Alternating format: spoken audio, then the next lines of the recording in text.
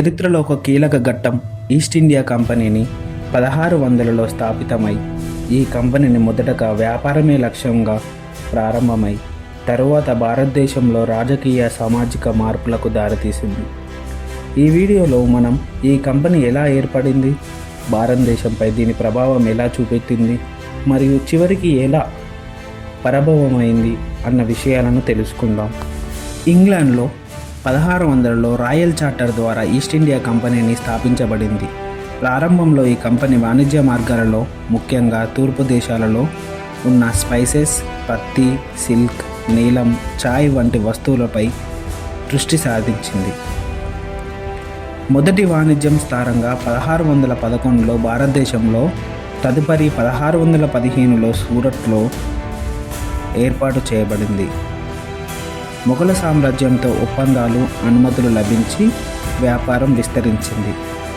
ఈ కంపెనీ ద్వారా భారతదేశం నుంచి ఎన్నో వస్తువులు అనగా పత్తి, సిల్క్, మసాలాలు, ఉప్పు, ఛాయ్ ఇంగ్లాండ్కు ఎగుమతి చేయబడ్డాయి. ఈ వాణిజ్య మార్పుల భారత ఆర్థిక వ్యవస్థను కొత్త దిశలోకి నడిపించాయి. ముఘల్ పాలనలో 1757లో ప్లాసీ యుద్ధం తర్వాత కొన్ని ప్రాంతాలు కంపెనీ నియంత్రణలోకి వచ్చాయి. రాజకీయ శక్తిగా మారి ఈ కంపెనీ నేరుగా కొన్ని ప్రాంతాలను పాలించుకునే స్థితికి చేరింది.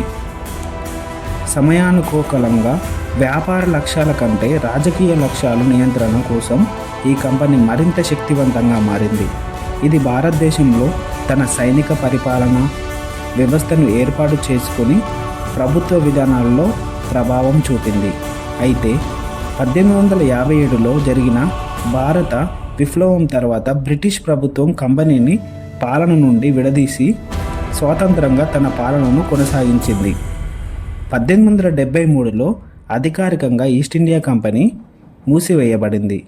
అయినా భారతదేశం ఈ కంపెనీ వలన ఏర్పడిన వాణిజ్య మార్పులు, రాజకీయ మార్పులు మరియు చరిత్రలోని దీని ముఖ్యమైన పాత్ర మనకు ఇప్పటికీ స్ఫూర్తిదాయకం.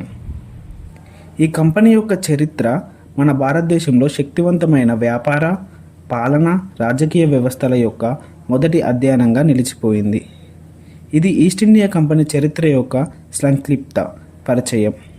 ఈ కంపెనీని ఎలా ఏర్పడి భారతదేశంపై ఎంత ప్రభావం చూపింది, ఆ ప్రభావం భవిష్యత్తుకు ఎలా దారితీసింది అన్న విషయాలు మన చరిత్రలో చిరస్థాయిగా నిలిచాయి. మీకు ఈ వీడియో నచ్చితే లైక్ చేయండి, షేర్ చేయండి, సబ్స్క్రైబ్ చేయండి. ముఖ్యంగా కాంపిటేటివ్ ఎగ్జామ్స్ వాళ్ళకి ఈ వీడియోస్ షేర్ చేస్తే వాళ్ళకు ఒక రివిజన్గా యూజ్ అవుతుంది.